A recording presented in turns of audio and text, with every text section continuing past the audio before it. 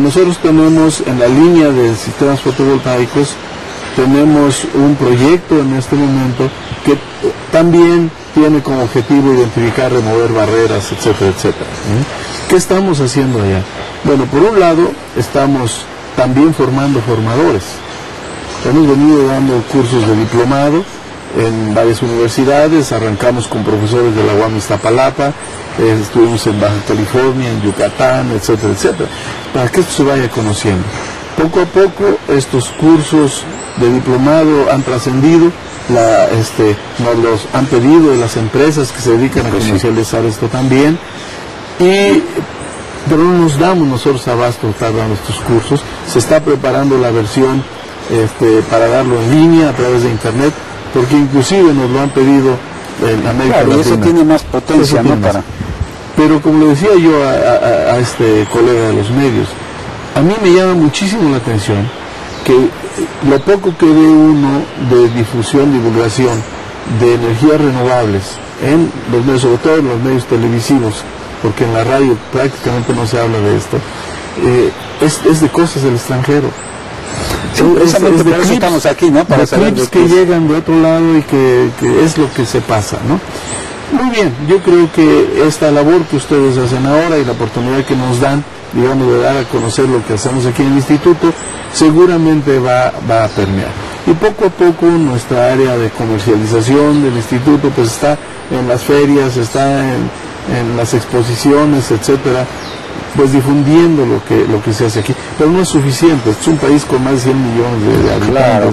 Y hay muchísima oportunidad. ¿Qué pronósticos, doctor, nos podría dar con relación a esto? ¿Para cuándo siente que el país, que México, podría tener ya un porcentaje importante de medición? O sea, que se utilice esa medición para que, digamos, un 20% de la población esté generando su propia energía a través del sol.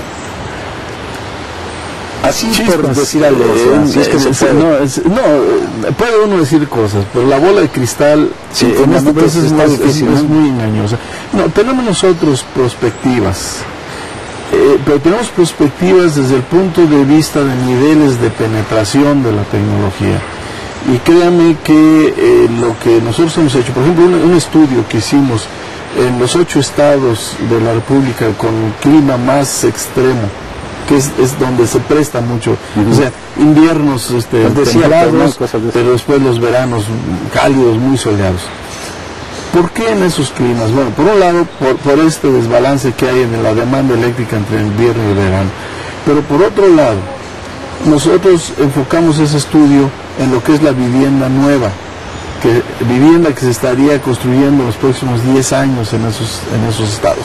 ¿Por qué vivienda nueva? Bueno, porque el módulo fotovoltaico es una placa que seguramente ustedes han visto, la verán allá, puede cumplir varias funciones, y yo los invitaría, por ejemplo, a que visitaran el proyecto que hicimos en Miguel Ángel de Quevedo, muy cerca de Avenida Universidad, en donde el techo son los propios módulos fotovoltaicos. Claro, cosas de esas. Entonces, se suple, digamos, la estructura convencional del techo por este tipo de dispositivos.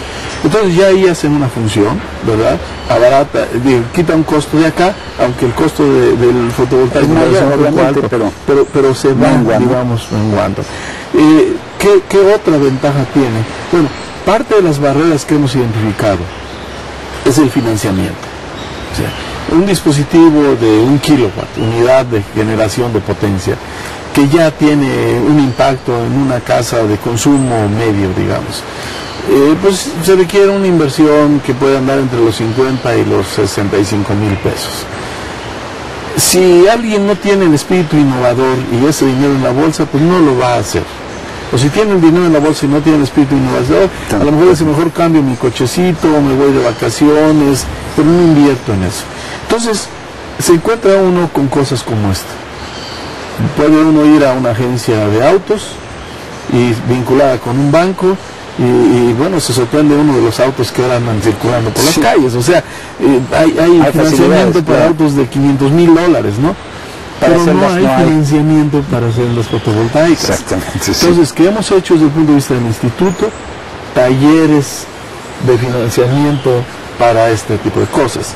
O sea, no podemos estarlas haciendo todos los días. No. Hemos hecho talleres en donde convocamos a la banca de segundo piso, a la banca de primer piso, a inversionistas de riesgo. O sea, se ha intentado incentivar, pero no se ha logrado. No se da, porque no es rápido tampoco. O sea, claro, no es de un día para otro. Entonces, la casa, la vivienda nueva tiene la ventaja, porque los números nos lo enseñan así, que si nosotros integramos desde el diseño de la vivienda el panel fotovoltaico a la casa, en primer lugar se le va a dar un toque más estético.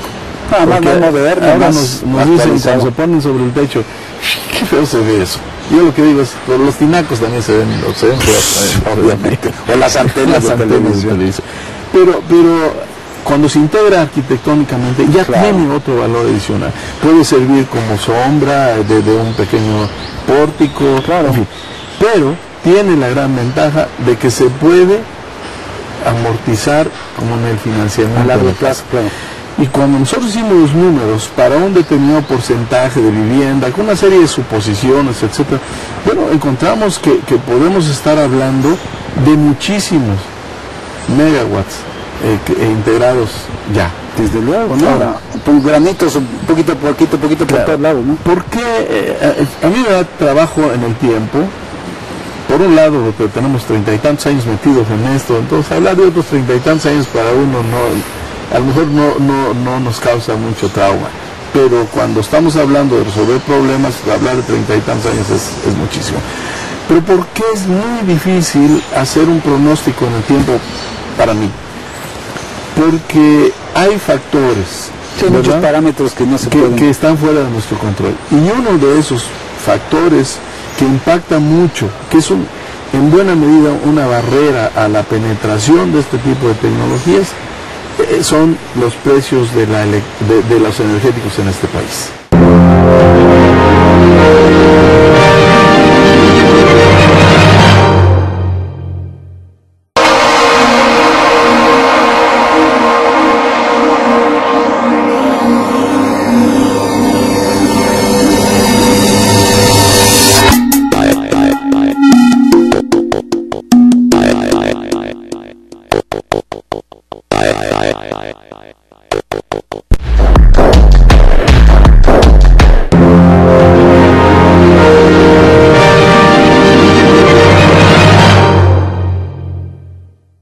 La ley de energía para el campo, pues básicamente lo que dice es casi hay que regalarle la electricidad a los productores agrícolas. No hay absolutamente nada en el mundo que compita contra eso. Claro. ¿Quién va a poder? Entonces puede uno tener generadores eólicos, puede uno tener generadores solares, puede uno tener otro tipo de generadores microeólicos. Sí, pero si hay subsidios, pues sí. ¿Cómo se compite? Ahora, ¿cuándo se va a derogar la ley de energía para el campo? ¿Quién sabe? No se puede. O sea, eso es a lo que iba. ¿Qué tan viable, o sea, qué tan posible es que el gobierno despierte y haga, por ejemplo, uno va a hacer una casa, ya sabemos ahorita hoy en día que hay muchos factores que son obligatorios, como el sistema de sanidad, ya no se puede poner fosas sépticas, se tiene que poner un digestor, o sea, hay muchas cosas que son reguladas ya. ¿Qué tan lejos está para que el gobierno diga, ¿saben qué, señores? Tienen que poner su celda y se acabó, quieran o no? O sea, todavía es un sueño, o sea, no es un sueño, creo que puede ser una realidad práctica, pero que es una decisión enteramente política. Política. Sí. Pero no es una urgencia actual, o sea, digamos... pero no se ve como urgencia actual. Ahora, ¿qué tan congruente puede ser nuestra política energética en relación con nuestra política ambiental, por ejemplo? Afortunadamente estamos empezando a ver cosas. O sea, la ley de energías renovables que se emitió en el 2008, bueno, es un paso importante. ¿Y esa ley está incentivando de alguna manera? Bueno, la ley establece que se deben crear mecanismos, y eso todavía nos falta por verlo. Han salido los reglamentos de la ley, ha salido el programa especial de energías renovables, en donde pues se fijan metas todavía un poco gruesas, pero ya hay algo de luz, ¿no? ¿Sí? Antes no teníamos nada de eso. Claro. Y sí, antes era básicamente una labor, digamos, ahora sí que de predicación en el desierto. Ahora ya hay un entorno, ya puede uno asirse de la ley y decir, bueno, aquí la ley dice esto y esto. Y hay cosas importantes en la ley, por ejemplo, dice, es de utilidad pública y de aplicación obligatoria para las entidades del sector público. Entonces, yo espero que pronto empecemos a ver ya que hay instancias de edificios públicos, etcétera, que empiezan a utilizar.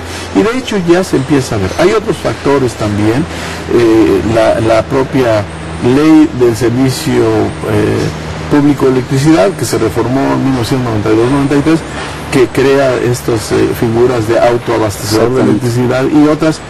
Pues ahora ya está gente que está empezando a encontrar los nichos de oportunidad.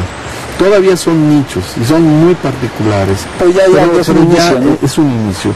Y de ahí es cuestión pues de que se vea con un poco más de objetividad. Por ejemplo, los subsidios que se dan a la electricidad en el país andan en las decenas de miles de millones de pesos anuales.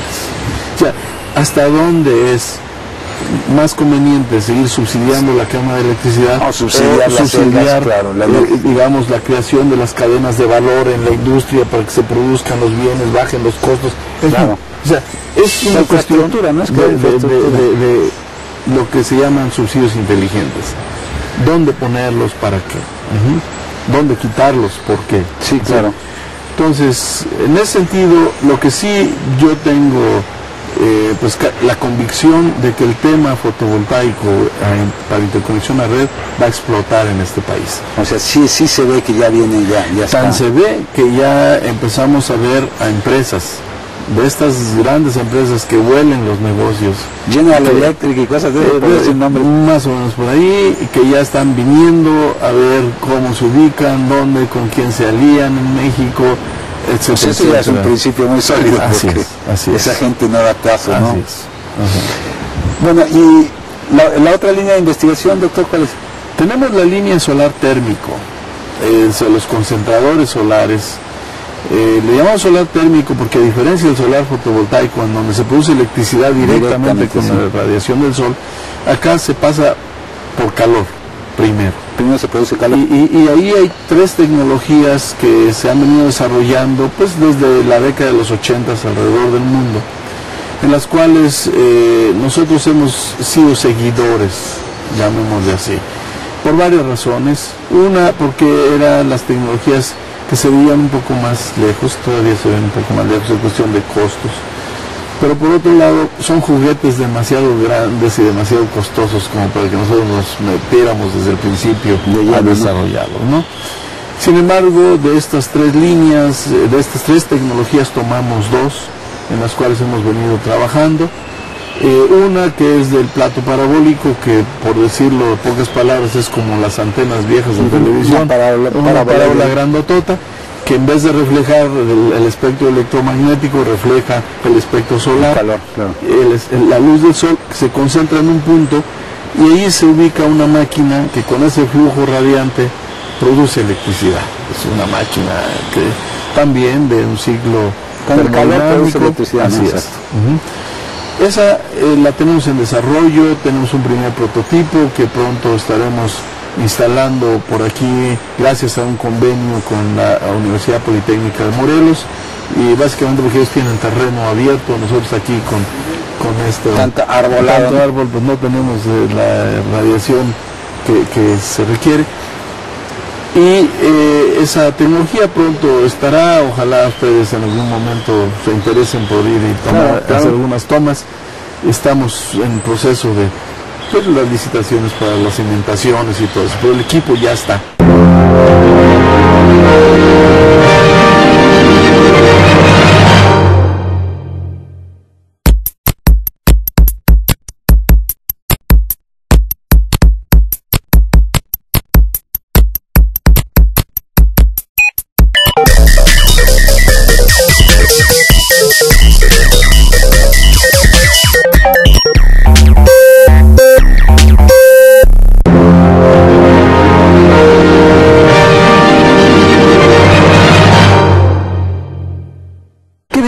diferencia hay así básica entre estas dos tecnologías, entre la celda fotovoltaica y la térmica? Ya saben, obviamente una produce electricidad directa y otra a través del calor.